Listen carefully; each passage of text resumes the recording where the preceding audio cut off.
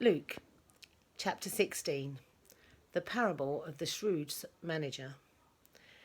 Jesus told his disciples there was a rich man whose manager was accused of wasting his possessions. So he called him in and asked him, "What is this I hear about you? Give an account of your management, because you cannot be manager any longer." The manager said to himself, "What shall I do now? My master is taking my job away. I'm not strong enough to dig, and I'm ashamed to beg. I know what I'll do so that when I lose my job, people will welcome me into their houses." So he called in each one of his master's debtors, and he asked the first, "How much do you owe my master?" 900 gallons of olive oil, he said.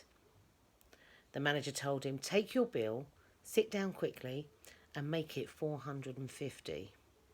Then he said to the second, "And how much do you owe?" 1,000 bushels of wheat, he replied. He told him, "Take your bill and make it 800. The master commended the dishonest manager because he had acted shrewdly. For the people of this world are more shrewd in dealing with their own kind than the people of the light. I tell you, use worldly wealth to gain friends for yourselves, so that when it's gone, you will be welcomed into eternal dwellings. Whoever can be trusted with very little can also be trusted with much.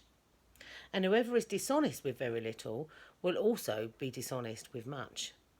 So if you have not been trustworthy in handling worldly wealth, who will trust you with true riches? And if you've not been trustworthy with someone else's property, who will give you property of your own? No one can serve two masters. Either you will hate the one and love the other, or you will be devoted to one and despise the other. You cannot serve both God and money." The Pharisees, who loved money, heard all this and were sneering at Jesus. He said to them, "You are the ones who justify yourselves in the eyes of others, but God knows your hearts. What people value highly is detestable in God's sight." Additional teachings. The law and the prophets were proclaimed until John. Since that time, the good news of the kingdom is being preached, and everyone is forcing their way into it. It is easier for heaven and earth to disappear than for the least stroke of a pen to drop out of the law. Anyone who divorces his wife and marries another woman commits adultery, and the man who marries a divorced woman commits adultery. The rich man and Lazarus. There was a rich man who was dressed in purple and fine linen and lived in luxury every day.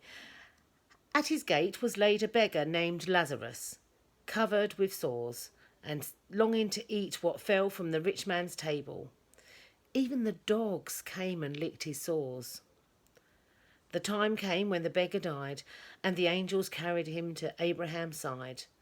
The rich man also died and was buried.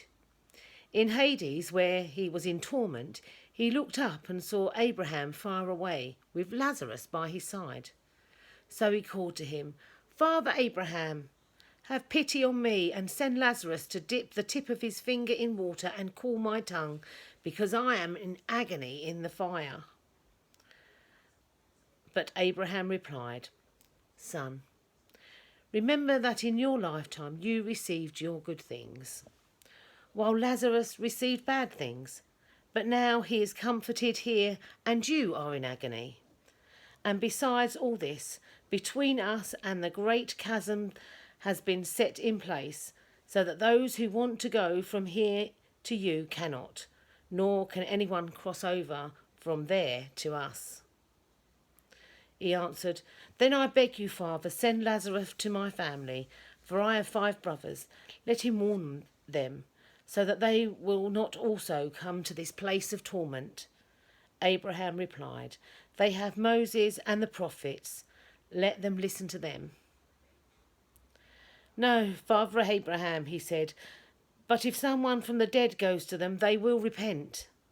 He said to them, "If they do not listen to Moses and the prophets, they will not be convinced even if someone rises from the dead." This is the word of the Lord. Thanks be to God.